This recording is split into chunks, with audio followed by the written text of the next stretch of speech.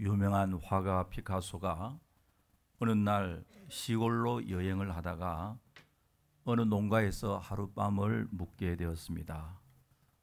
아침에 일어나서 보니까 그 집 농부의 어린 딸이 말하는 것도 예쁘고 행동하는 것도 귀엽고 해서 너무나 예뻐서 피카소가 그 아이에게, 얘야, 너의 손수건을 가지고 오면은 너의 손수건에 내가 예쁜 그림 하나 그려줄게 라고 했습니다. 그랬더니 이 어린아이가 도망치듯 어머니에게 달려가서, 엄마, 저 이상한 아저씨가 있어 나의 깨끗한 손수건에다가 물감칠을 하려고 한다 라고 그렇게 컴플레인했습니다. 근데 만약 이 어린아이가 세계적으로 유명한 피카소라는 화가가 누구인지를 알았다고 하면은 손수건 아니라 치마폭을 내놓으면서 그림을 그려달라고 사정했을 수도 있습니다. 오늘 이 본문은 예수님이 누구인지를 가르치고, 성경은 하나님이 누구인지, 예수님이 누구인지를 우리에게 가르쳐주는데 사건을 통해서 가르쳐주고 또 메시지를 통해서 가르쳐줍니다. 예수님은 우리의 죄를 용서해 주시고 우리의 인생을 회복시켜 주시는 분임을 말하고 있습니다. 왜냐하니까 우리 인생에서 가장 중요한 것이 사죄의 문제, 속죄함의 문제요, 우리의 삶이 회복되어지는 것이 가장 중요하기 때문입니다. The One Thing이라는 책이 있습니다. 우리 한국말로 번역하면 그 하나, not just one thing, but the one thing. 그 하나. 게리 캐롤이라는 분의 저자인데요. 이분의 말에 의하면 이 책에서 오늘날 우리의 삶이 너무나도 복잡하고 컴플리케이트 되어 있고 멀티태스킹하는 이런 세대에 사는데, 할 일이 너무 많아가지고 무슨 일을 해야 될지 다 하고 싶은데 뭘 하고 싶을지 몰라하는 이 세대에서 한 가지 내가 몰두해야 할 일이 있어야 행복하다고 말하고 있습니다. 내가 해야 할 한 가지 본질적 가치를 지닌 것, 이 절대적 가치가 있는 그 일을 할 때, 이것을 위해서라면 내가 죽어도 좋고 그것을 할 수 있다면 내가 더 바랄 것이 없는 그 일을 하면은 행복하라고 이야기했는데요. 그러면서 지금까지는 아무 목적 없이 의미 없이 그럭저럭 살아왔다 할지라도 지금이라도 늦지 않으니까 the one thing, 한 가지 그 일을 찾아 몰입해야 된다라고 하는데요. 여러분, 우리 인생에서 the one thing, 그 한 가지 몰입해야 할 것, 가장 중요한 것이 바로 예수 그리스도 안에서 죄 사함을 얻고 우리의 삶이 주님으로부터 변화되어지는 일이라는 것을 믿으시기 바랍니다. 이것이 가장 중요하고 본질적이고 절대적인 삶의 원리임을 우리는 알아야 됩니다. 오늘 본문은 예수님께서 우리를 용서해 주시고 회복해 주시는데, 구체적으로 그 과정들을 한번 살펴보겠습니다. 첫째로, 남을 비판하고 남을 정죄하는 마음에는 속죄와 회복의 은혜를 받을 수가 없습니다. 오늘 이 성경에 보면 아주 불쾌하고 짜증나는 이 나쁜 사람들이 있습니다. 이 8장 시작에 8장 1절에 보면 이런 말씀이 있는데, 예수님께서 감람산으로 나아가시니라, 그렇게 시작되고 있어요. 8장에 이 오프닝 센텐스를 보면은 첫 시작 보니까 예수님께서 감람산으로 나가신다. 왜 감람산으로 나갔느냐니까 기도하러 가셨습니다. 예수님께서 밤새도록 감람산에 기도하시고, 그 다음에 2절에 보면은 성전에서 가르치시니, 밤새도록 기도하시고 성전에서 백성들에게 하나님의 말씀을 가르치고 계시는데, 갑자기 사람들이 한 여인을 끌고 와서, 이 여인은 간음하다가 현장에 잡혔는데 모세의 율법에 의하면 돌로 쳐 죽이라고 했는데, 선생님은 어떻게 이야기하겠습니까? 예수님을 향해서 이 일은 당신 같으면 어떻게 하겠습니까? 그런데 이런 질문을 할 때 성경은 이렇게 말하면 고발할 조건을 얻고자 하여 예수를 시험한다. 다시 말해서 질문의 순수성이 없었습니다. 질문한 목적이 뭐냐니까 바로 예수님을 함정에 빠뜨리기 위하여, 예수님을 죽이기 위하여, 고소하기 위하여서 이런 질문을 했습니다. 왜냐니까 그 당시에 이스라엘은 로마의 식민지로 있었기 때문에 사법권은 이스라엘에 있지 아니고 로마에 있었습니다. 그런데 예수님께서 이 여인을 향해서 돌로 쳐라고 하면은 로마 법에 대단히 큰 문제가 생깁니다. 법을 어기게 됩니다. 심각하죠. 그리고 그 반대로 예수님이 자비로운 마음으로 이 여인을 치지 말라 하면은 무엇을 어기게 됩니까? 성경을 어기게 됩니다. 신명기에 나오는 모세의 법을 어기게 됩니다.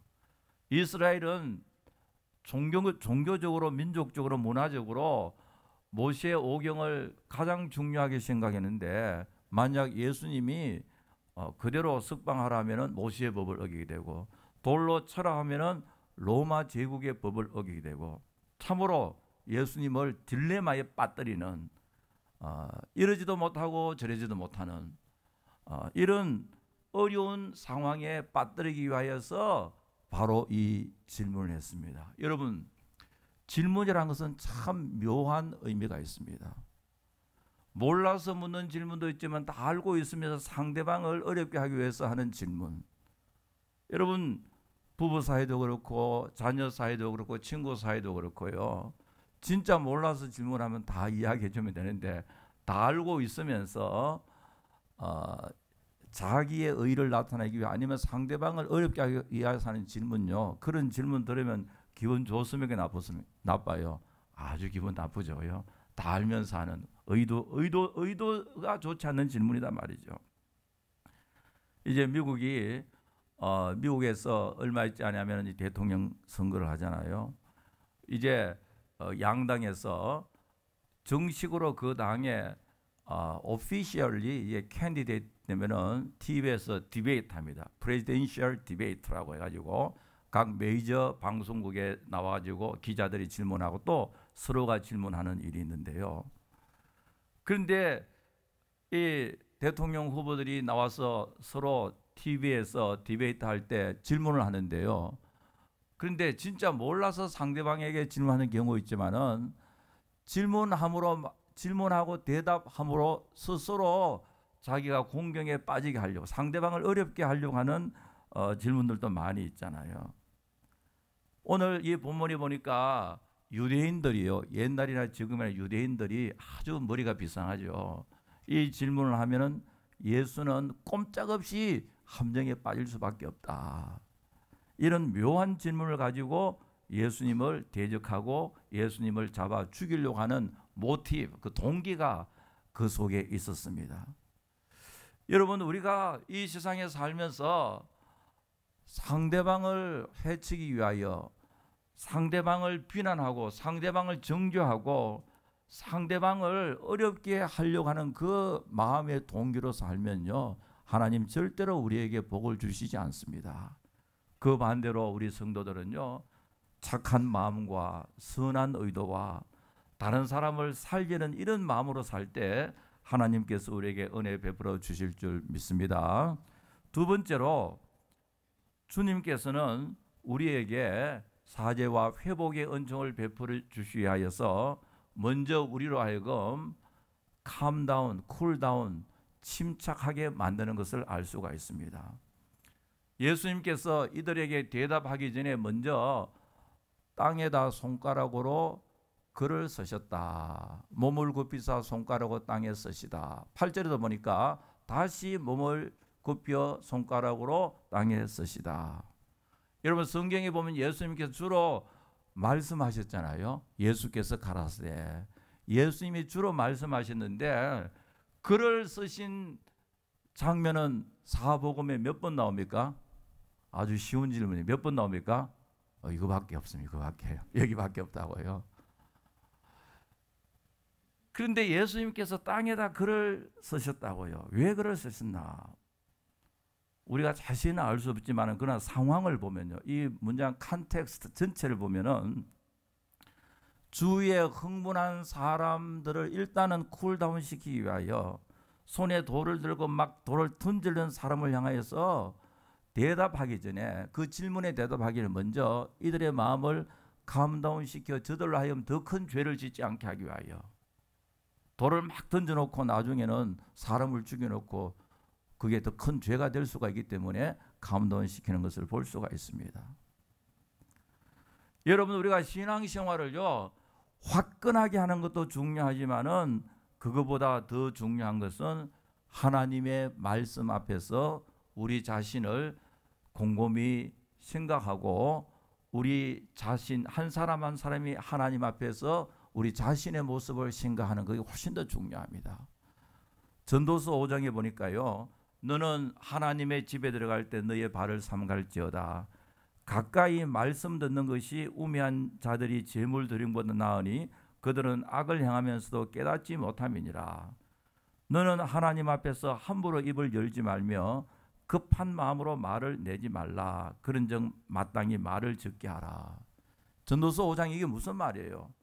사람이 성전에 들어올 때 막 기도하는 것도 중요하지만은 말을 많이 하면서 격정적으로 부르짖고 기도하는 것도 중요하지만, 그러나 기도하기 전에 먼저 말씀을 들어라. 여러분, 기도할 때 내가 하고 싶은 말 함부로 막 따발총 쏘듯이 그렇게 하는 거, 그렇게 하지 말라 이거죠. 먼저 하나님의 말씀을 들어라. 성전에 와서는 말이죠. 기도하는 것이 너무너무 중요하지만 그러나 기도하기 전에 먼저 말씀을 들어라. 왜냐니까 기도하는 것도 올바로 기도해야 됩니다. 바로 기도해야 된다 그죠. 그러니까 전도서에 보니까 급한 마음으로 말을 내지, 급한 마음으로 기도하지 말라. 함부로 입을 열지, 함부로 기도하지 말라. 먼저 하나님의 말씀을 듣고 기도하는 것도 올바르게 기도하라. 말씀에 합당하게 하라. 여러분, 교회 봉사하는 것도 중요하지만 교회 봉사보다 먼저 중요한 것이, 더 중요한 것이 말씀 듣는 것. 왜냐하니까 하나님의 뜻대로 봉사하는 것이 중요하고요, 우리가 신앙생활한 전반적으로 모든 것 하나님의 말씀에 합당하게 신앙생활을 해야지, 그렇지 않으면 나중에 후회하게 됩니다. 지금 이 본문에 보니까 많은 군중들이 격정적으로요 흥분해서 분노해서 돌을 던지려고 막 하는 순간인데 주님께서는 대답하지 아니하고 땅에다 글을 쓰셨습니다. 왜냐하니까 흥분된 감정을 쿨다운, 냉정하게, 냉철하게, 차분하게 만들었습니다. 여러분, 야만이란 말 있잖아요. 발베리안, 야만이란 말은요, 야만이란 특징이 뭐예요? 많이 있지만 그 중에서 감정 주도적으로 행동하고 말을 하는 사람, 이 발베리안, 야만인입니다. 이런 사람은 화가 나면 정신을 못 차립니다. 화가 나면요 자기 재산도 가구도 다 부숴뜨린 거예요. 옛날에 제가 오래전에 어떤 젊은 부부가 사는데 밤 한 12시, 1시쯤 전화 가서 제가 급하게 신방 갔습니다. 우리 교회는 없으니까 누구냐 이렇게 생각하지 마세요. 여기는 없어요. 그러니까 12시, 1시가 신방을 간 젊은 부부인데요, 리빙룸, 부엌, 안방 완전히 소메스트, 그렇게 아까운 가구들, 접시를 다 부숴놨습니다. 부수려고 하면 좀 헌책을 좀 던지든지 하죠. 얼마나 아까운지. 여러분, 이게 야만인의 특징이거든요. 야만인들은 싸울 때, 부족끼리 싸울 때요, 화가 나면은 자기 동족, 자기 같은 same ethnic 그룹을 다 죽여버립니다. 완전 멸절시켜버려요. 생각이 없기 때문에요. 한번 감정이 폭발하면은 감정에 사로잡혀서 말하고 행동하는, 그게 야만이거든요. 여러분, 작년인가 우리 북한의 그 김정은 이 현정철이라는, 우리 한국으로 말하면 국방장관쯤 되는데요, 자기가 연설을 하는데 잠깐 졸았다고 사형식 죽여버렸잖아요. 알고 보니까 자기도 깜빡깜빡 졸고 있더만은 말이죠. 오늘 이 본문에 보니까 군중들이 이 여인을 죽이려고 막 흥분된 상태에서 주님께서는 좀 감다운 시키는데 일단은 기다리게 합니다. 일단은 이성을 되찾게 한단 말이죠. 여러분, 기다리고 인내한다는 거 참 중요합니다. 우리가 잘 알고 있는 이 마시멜로 실험 있잖아요. 스탠포드 대학의 교육 심리학자 미셸 웰트 교수의 실험인데요. 4살짜리 아이들 다 모아서 마시멜로는 하나 주고요. 지금 먹으면 하나밖에 못 먹지만 그런 나중에 15분 후에 15분 참으면은 내가 2개 준다. 그런데 아이들이요, 뭐 나중에 2개든지 3개든지 상관없이 지금 다 먹은 애들이 있고요. 또 선생님 말씀대로 한 15분 참은 아이들이 있는데 나중에 많은 시간이 전 대학을 졸업해가지고요. 이 미셸 교수가 한번 조사를 해봤습니다. 그때 참은 아이고 참지 않는 아이고 비교를 해보니까요. 15분 내지 30분 인내하고 참은 아이는요. 사회 나가서 사회생활을 참 개들농을 잘한다고요. 다른 아이들과 다른 사람과요. 그리고 그뿐만 아니라 자기 분야에서 성공할 확률이 훨씬 많았다라는 이 한 교육 심리학자의 실험이 있습니다. 여러분, 참으로 우리 신앙생활은 우리에게 있어서는 격동된 마음으로, 격정적인 마음으로, 흥분된 마음으로 일을 하고 말을 하고 나면 나중에 반드시 후회합니다. 제 경우로 봐서 그렇더라고요.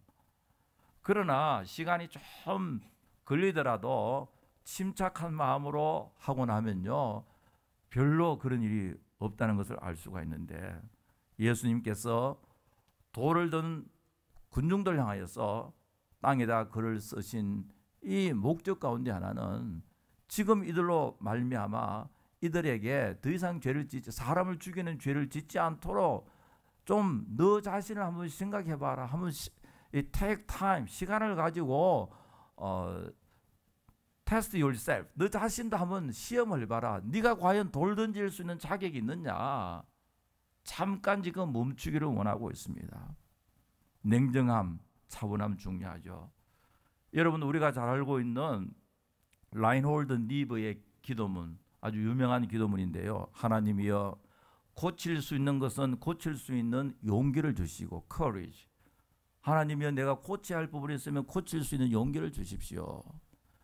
그러면은 고칠 수 없는 것은 그대로 받아들일 수 있는 냉정함한 이 sincerity, 냉정함을 주십시오.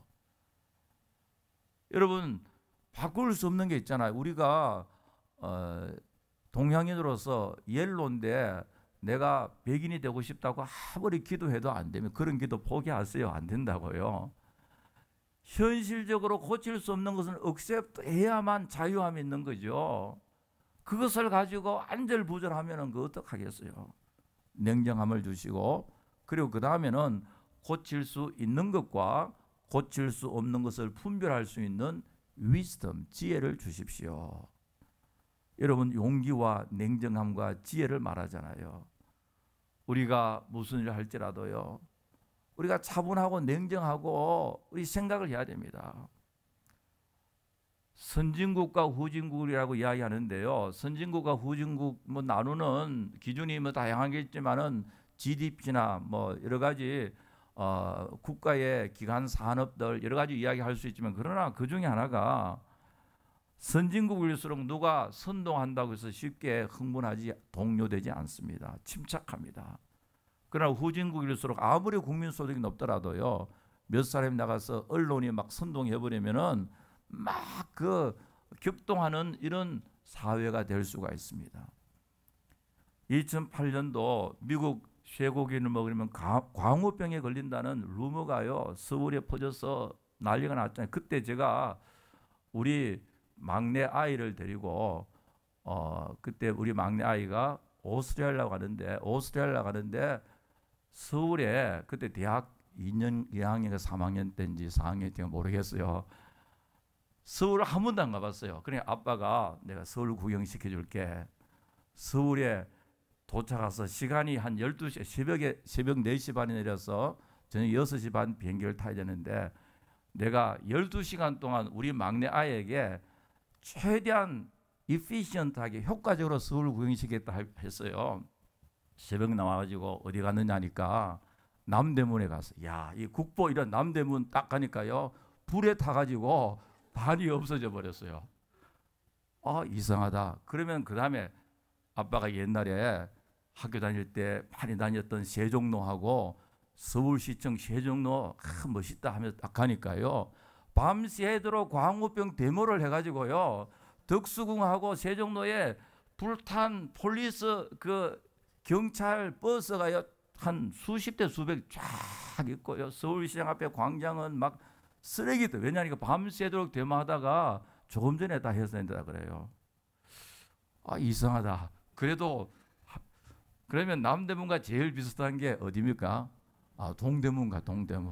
동대문 가서 거기에 가니까 이 남대문 이거 비싸니까 봐라 하니까 별로 관심이 없어요.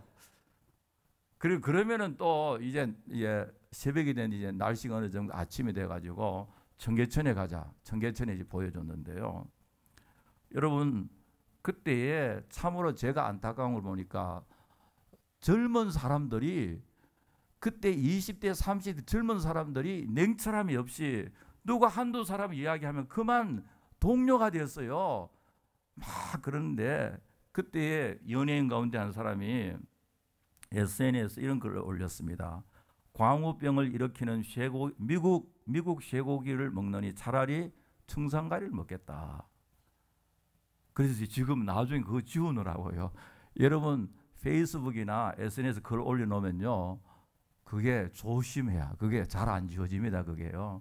그거 지우느라고. 왜냐하니까 가수들요 막 그렇게 해놓고 나중에 미국 오려고 비자를 받으려 하니까요, 미국 대사관에서 딱 보니까 반미 데모에 앞장서니까요, 리젝트 하니까 나는 미국을 사랑한다 그런데 딱 보여주거든요. 여러분, 우리가 무슨 일을 하더라도 쉽게 선동돼서 누가 한두 마디 하면요, 그게 참으로 그 같이 덩달아 막 날뛰는 거 이거 보면요, 그게 참 문제거든요. 우리는 무슨 일을 하든지 침착하고 냉정함이 있고 이 디선먼트, 분별력이 있습니다. 그렇지 않으면 나중에 후회할 수밖에 없죠. 여러분, 격정적으로 막 하는 일이 나중에요 후회할 가능성이 참 많거든요. 예수님께서는 이 사람들에게 일단은 쿨다운 시키기 위하여 이제 글을 쓰시고 두 번이나 글을 쓰셨어요. 그리고 그 다음에는 예수님 저에게 말씀하십니다. 너희 중에 죄 없는 자가 먼저 돌로 쳐라. 너희 중에 죄 없는 자는 먼저 돌로 쳐라. 지금 군중들의 감정과 격동이 최첨단으로 걷다가 어느 정도 감다운 됐는데요, 그때는 집단화된 행동입니다. 집단화된 행동이 나타날 때 예수님께서는 개별화를 시켜버렸습니다. 여러분, 집단적 행동이 참 무섭잖아요. 일본이라는 나라도 개인적으로 보면 얼마나 젠틀하고 사람들이 얼마나 좋습니까? 그러나 집단으로 묶여져 버리면은 어떤 내셔널리즘은 하나의 민족주의가 형성되어 버리면은 상상도 할 수 없는 그런 악한 일들을 할 수 있잖아요. 지금 이 집단 행동을 하고 있는 집단화된 이 상태에서 예수님께서는 개별화 시켜버렸습니다.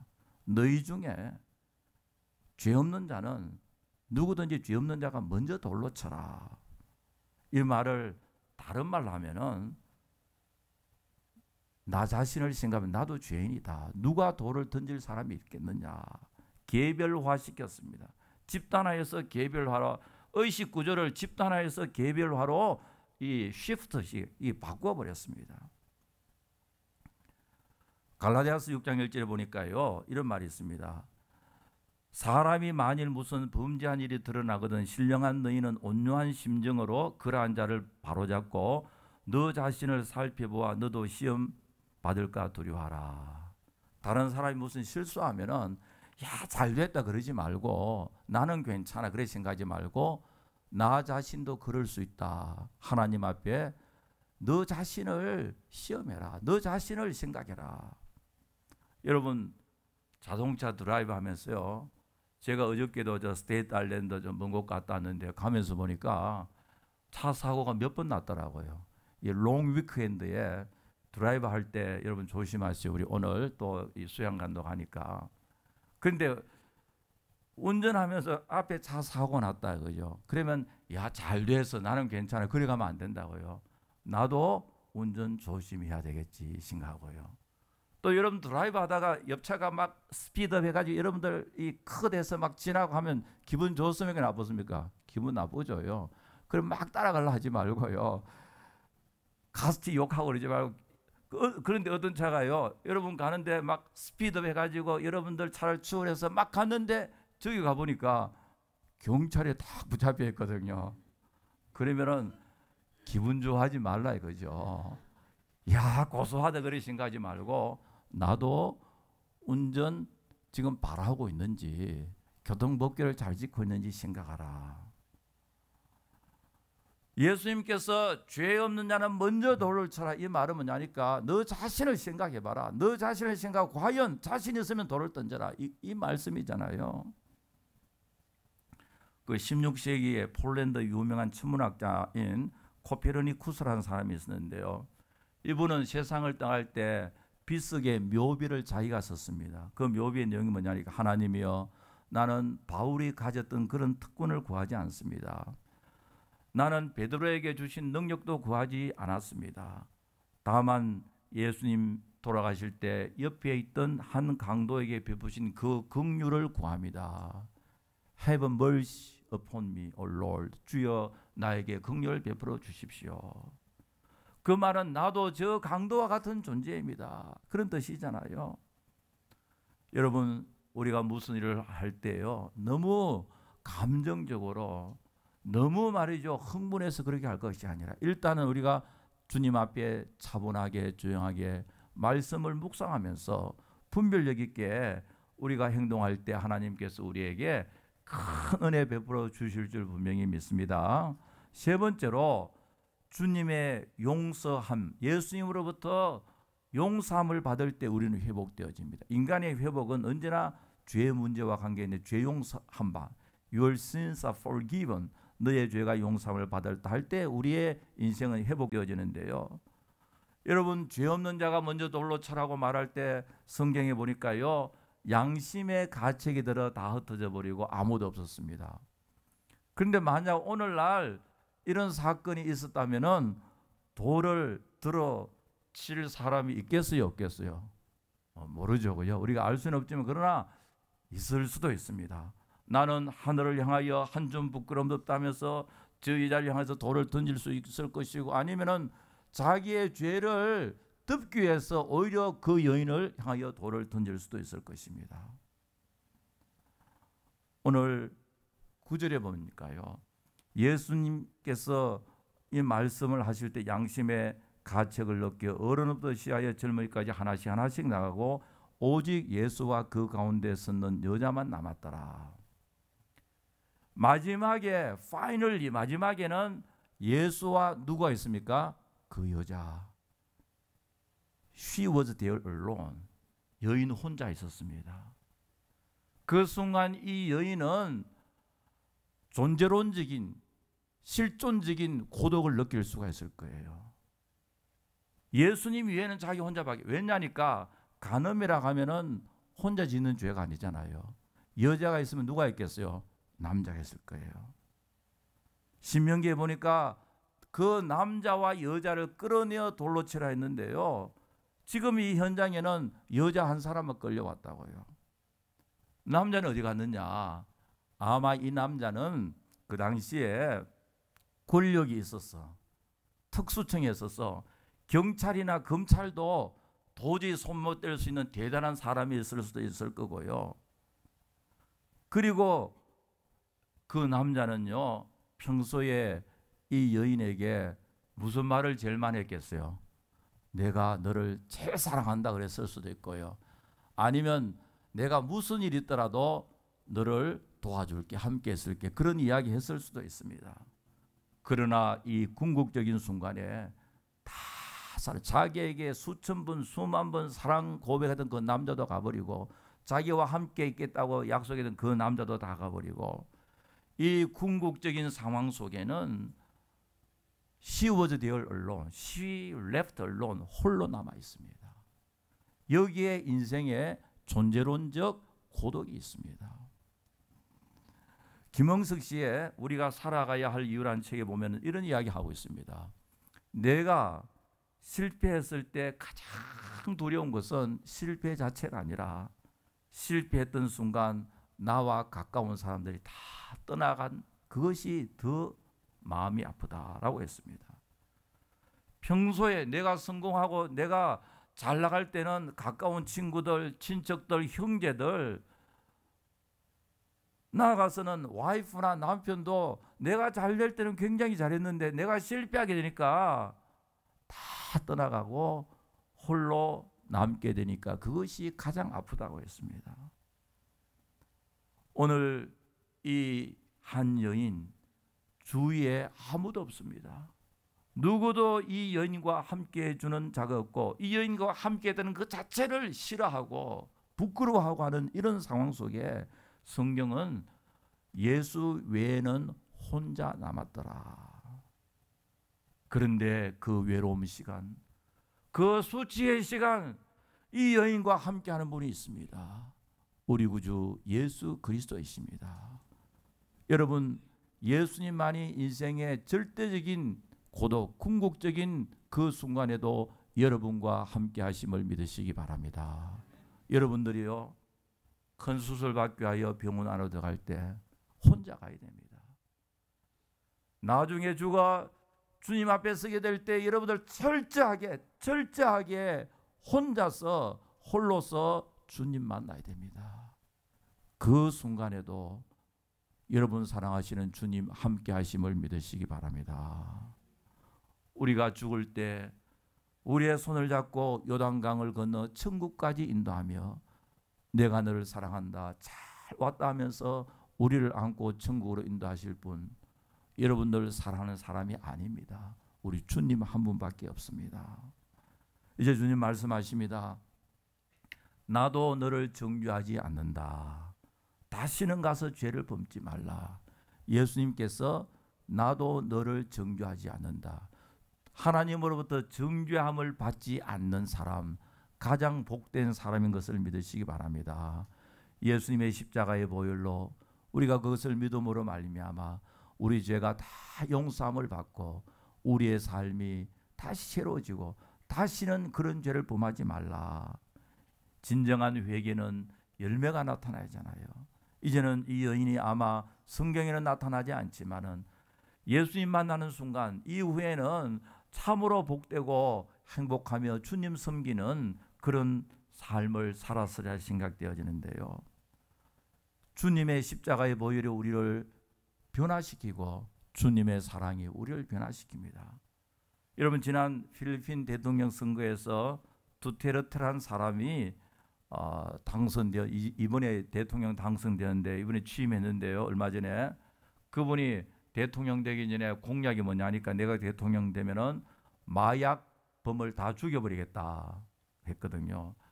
그래서 사람들이 설마 그러겠느냐 했는데요. 대통령이 되자마자 지금 특명을 열었어요. 경찰, 검찰 특명 열어서 모든 마약 사범들은 다 사형시켜버리라. 그러니까 줄줄이 자수해서 경찰서가 이제 모자란다 그래요. 필리핀 전역에서 와서 이제 자기가 마약 그라고 이렇게 자수하는 일이 생겼어요. 여러분, 굉장히 좋은 일을 하잖아요. 여기 뉴욕도 보면 옛날에 카지 시장에 있을 때는 뭐 타임스퀘어 가면 엉망이, 지금은 줄리아니 시장 이후부터는 굉장히 많이 발전돼 있잖아요. 깨끗하고. 필리핀도 이렇게 되길 바라네. 그러나 역사는 이렇게 증명합니다. 물리적 힘이나 강제적인 폭력으로 사람 변화되지 않는다. 아무리 대통령이 마약 사범을 죽이는 그런 강력한 법을 인포스먼트하고 시행한다 할지라도 얼마 지나지 않으면은 더 큰 부정부패가 있을 수가 있고요. 여러분, 항상 인간은 부패하고 타락하기 때문에 강력한 이 법이 있으면 그 법을 피하기 위해서 인간은요 더 큰 죄를 짓는 이런 일들이 많이 있거든요. 여러분, 인간의 외적인 힘과 물리적 힘으로 사람이 변하지 않습니다. 우리 사람의 인간의 변화는요, 예수님의 십자가의 보혈의 은총과 주님의 사랑으로 사람이 변화되고 성령의 능력으로 인간이 변화됨을 믿으시기 바랍니다. 여러분, 참으로 우리가 하나님의 더 큰 은혜와 주의 사랑으로 날마다 변화된 삶을 살기 위해서는 우리의 마음의 동기, 살아가는 삶의 애티튜드가 중요합니다. 남을 정죄하고 남을 넘어지려고 하는 이런 마음 아니라 오히려 다른 사람을 세워주고 다른 사람에게 도움을 되는 삶을 살아야 할 것이고요. 너무 감정에 치우치지 말고 차분하게 하나님의 뜻을 분별하는 삶을 살아야 하고, 나아가서 예수 그리스도의 십자가의 보혈의 은총을 받아 우리가 주의 성령으로 말미암아 하나님의 은혜 가운데서 살아갈 때 하나님께서 우리의 인생을 참으로 크고 놀라우게 변화시켜 주실 줄 분명히 믿습니다. 아버지 하나님 감사합니다. 거룩한 줄 2부 예배로 나와 하나님 앞에 예배드린 우리 모두에게 은혜 베풀어 주시고 참으로 남은 삶 주님 보시기에 너무나도 귀하고 복된 삶을 살아갈 수 있도록 주의 성령께서 온전히 주장하여 주시옵소서. 예수님의 이름으로 기도하옵나이다. 아멘.